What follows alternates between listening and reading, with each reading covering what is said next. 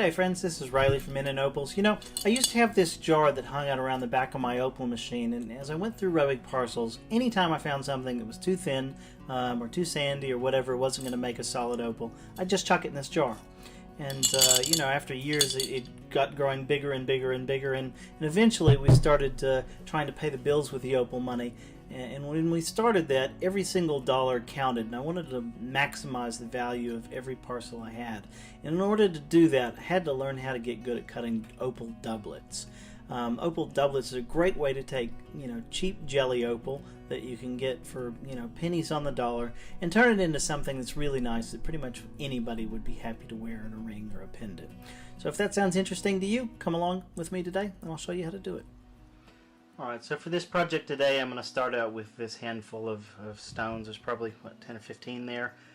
If I was going to put this up on a no reserve auction today, I might get $30 or $40 for this handful of stones. Once you get them wet, they're almost completely transparent. Dry, you can see a bit of a play of color there. But, you know, if I was going to sell them right now, this would be basically worthless to me. It would cost me more in time to put these up, you know, and take pictures of them and everything than I would ever make for them if I was going to sell them. So I just pulled these out of my doublet jar. These are all blanks. This is what the blanks look like after I rub them out from the rough and before I put them up on the dom sticks. So we'll go out to the shop now and I'll teach you how to turn this, you know, $30 or $40 worth of opals into something that would be significantly more than that. So this is an example of a jar of some of the stuff that, you know, that I have that's picked out specifically for doublet making. It's really thin stuff, you know, and it's stuff that I could, if I just tried to sell it as it is, it's just not going to make any money. I'm not going to make $5 out of most of these, so it's just not worth it.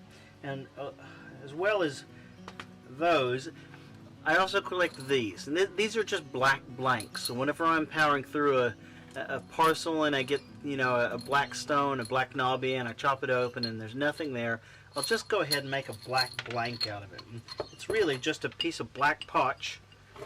What's left, a piece of black potch, nothing special about it. But, you know, I cut it round and I make sure the top side of it's flat and the bottom side of it's flat. And this is the base for the opals. We take the black and we slap the color on the top of it, and that's what makes an opal doublet. I've taken our stones that we're going to use today and matched them up to little pieces of black potch that are the right size for each stone, right? So I've got a whole jar of the black potch, and I just go around, and I don't want to waste anything, so I just go around and find which one of each of these fits the best.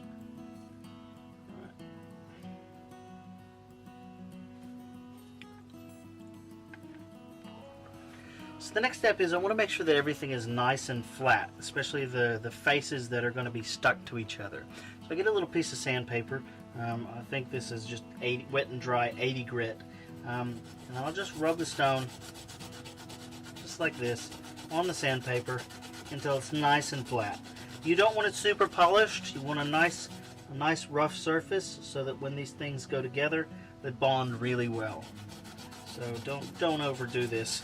You just want a nice flat surface with no holes or no bubble, especially no sand. That sand shows up really clearly through the face of the opals. So that's the one thing you want to make sure there's no sand in there. Okay, so you do the clear spot, and then you take the potch. Most of these are already nice and flat. I just want to make sure that I haven't missed anything whenever I'm doing the initial flattening.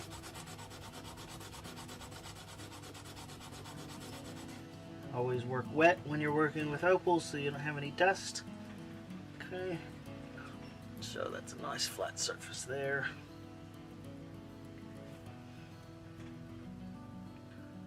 Nice flat surface there, and you want to just put them together and check that they're nice and flat all the way around. Okay, all good to go. And then you just repeat it for all of the doublets that you want to make.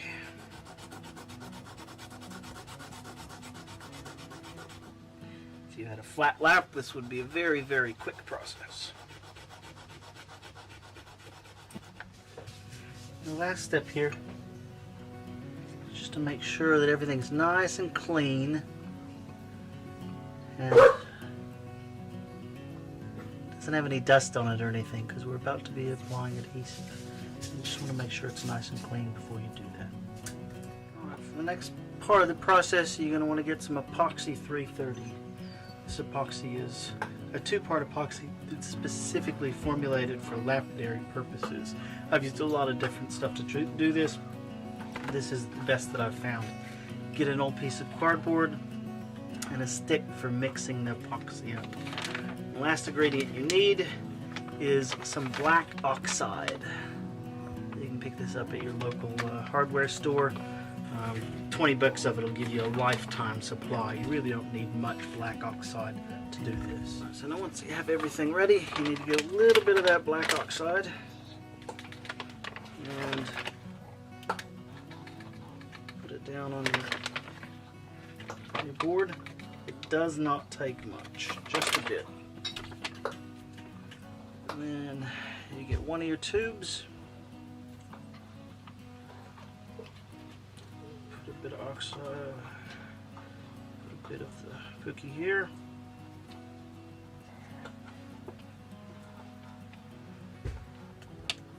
And then you get the other tube, the black. Same thing, pop it open, mix a bit more.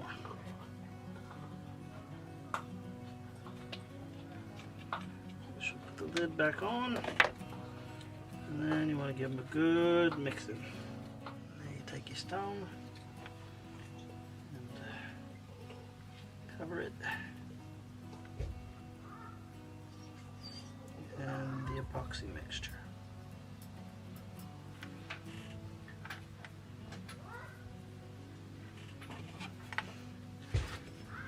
Normally I do these with tweezers, but I'm going to do it so you can see what I'm doing. Make sure you cover the whole face of the stone nice and evenly. And get it on there. Press it down nice and tight.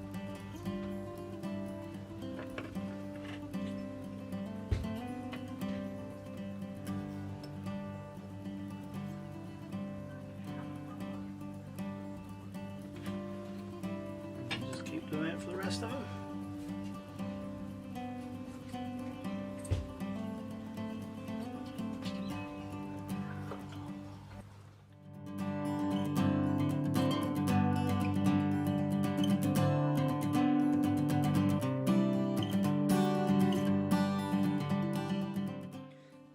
Alright, so here we are 24 hours later, and everything is nice and glued together. This is kind of what it should look like.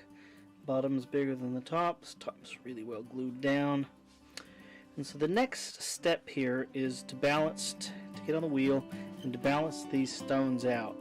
Now, some of these are going to have big pieces up top and little pieces on the bottom. Some like this are going to have very fine sliver up top and a big piece of potch. And so we want to grind down the backs until the stones are balanced. Now, by saying balanced, I don't mean equal. I don't mean that the potch and the opal should be equal in thickness. It's a little bit easier to explain this when the stones are cleaner. So let me clean them up here, and then we'll cover the balancing issue off in a couple of minutes.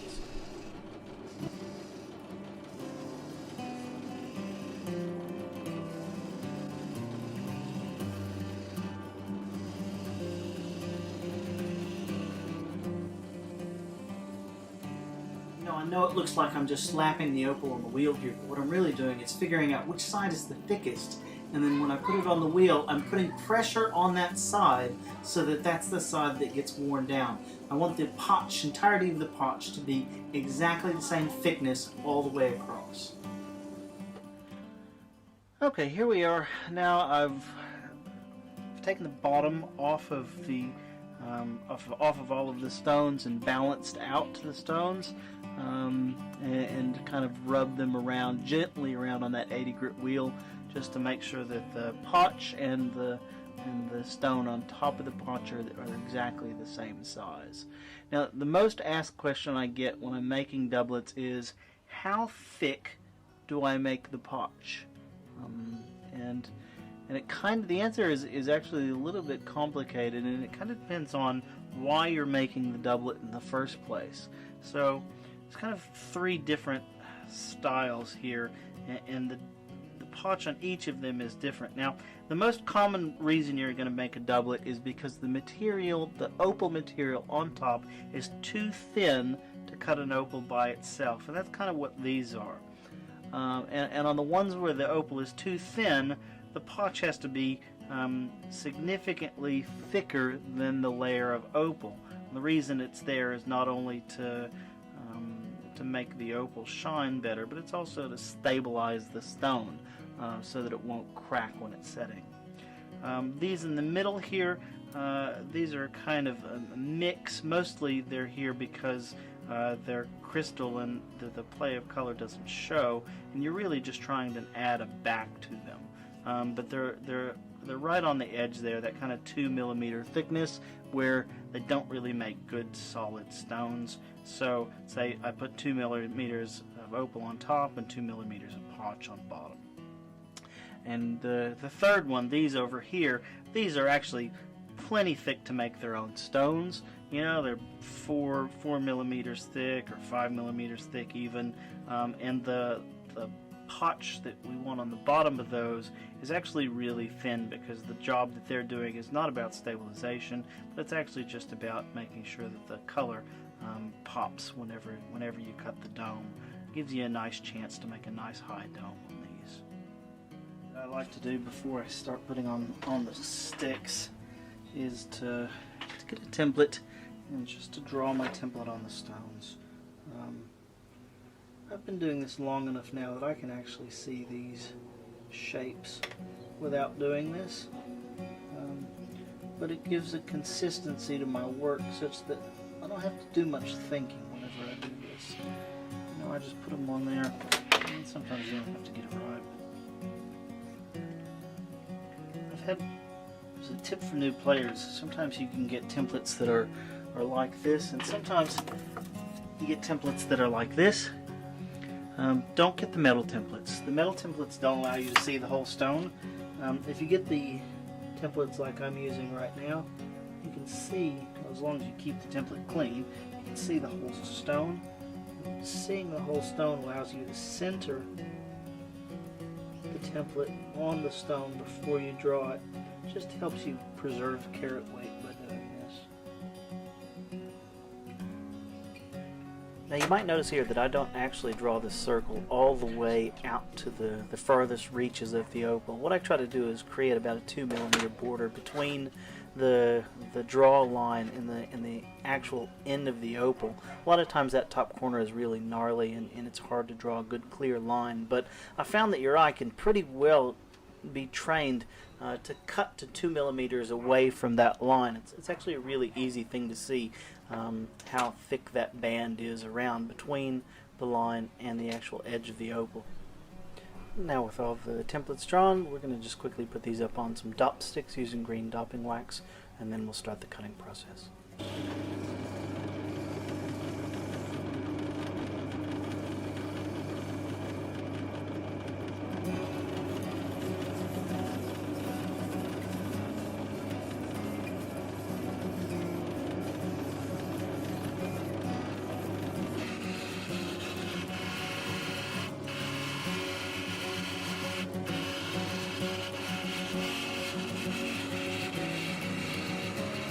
Listen, if you ever hear the sound in my videos, that's the sound of me blowing a really hard puff of air onto the stone.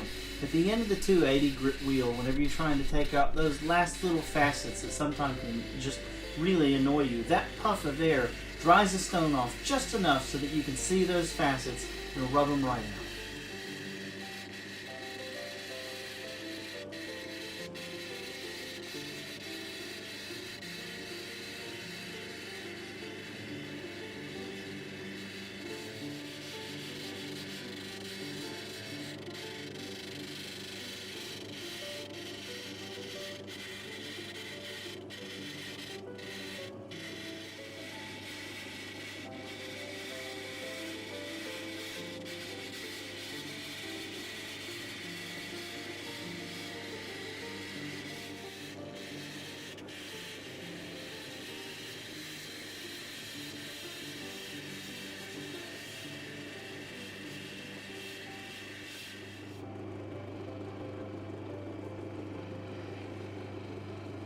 Recently had a question from a guy about how he uses cerium oxide and felt, but he can't quite get the same super high polish that we get on our opals. The trick here is to, one, you need to make sure that you go through all of the previous wheels and make sure all of the scratches are removed. But even if you do that, if you don't do this last thing, you're not going to get that super high polish. And that's that. Before, when I start the cerium process, I get the wheel nice and wet with the cerium oxide slurry. But I keep it on the wheel until the wheel starts to dry out and the opal will start to get warm. I can feel it. I put it on my face and I can feel it. It's just it's lukewarm when I pull it off. And if you hit it for those last couple of seconds, when it is lukewarm, when it's just starting to, the felt is just starting to dry out, that's when that super high polish, that's when the cerium really goes to work and it gets you that super professional look.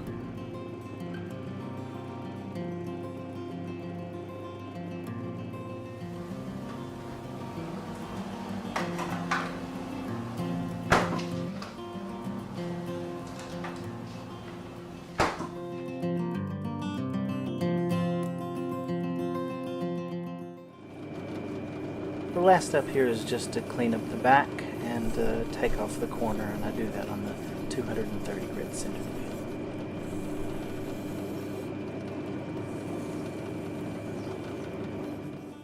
So, after a few hours of cutting, this is what we come up with. This is a handful of Australian Lightning Ridge doublets. We've essentially taken a handful of worthless, or basically worthless, opal jellies and turned them into something that lots of people would be proud to put into a ring and or a pendant and wear as a piece of jewelry. I think these turned out really nice. So we started out with 15 opal crystals from Lightning Ridge, and we ended up with 15 opal doublets. And in order to figure out what they were worth, I've put them up on a no reserve auction on our Opal Auction store, and the no reserve auctions are going to end in 3 days for these 5 different auction lots. So hopefully we'll take that $30 worth of crystal jellies and turn them into $1 million.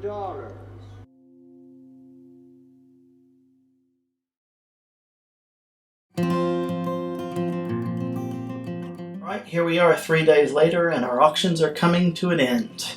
Yep. The first one is that super bright stone, just ended at $106.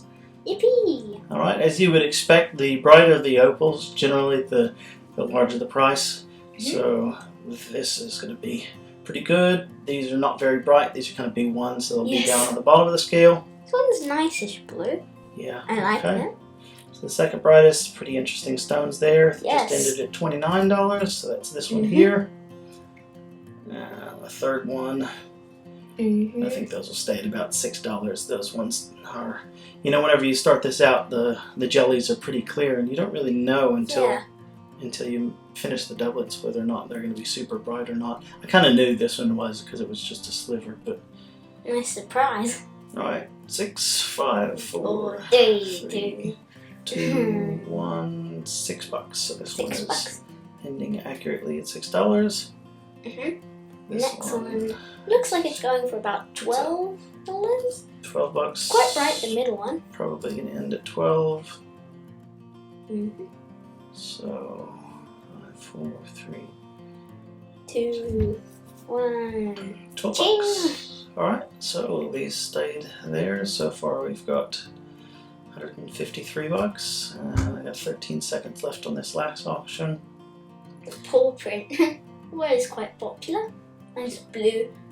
You'd probably get there if you dipped your dog's paw in blue paint and then say, I've got a cool opal. Alright, so there they are. Those didn't end. We ended up with, what's that? That's the 83. So we ended up with $236. We started out with $30 worth of opals. So we increased the value by $206 by turning those jellies and slivers into doublets. Hourly rates about $103 per hour, maybe a little bit less once we pay our commissions, but not a bad result. $100 an hour. It's not going to make you rich, but it's a lot better than throwing a bunch of jellies and slivers into a jar and never getting to them. Just by simply turning them into doublets, we've taken, essentially some useless opals in the shop and turned them into a little bit of pocket money that we can use to buy more opals.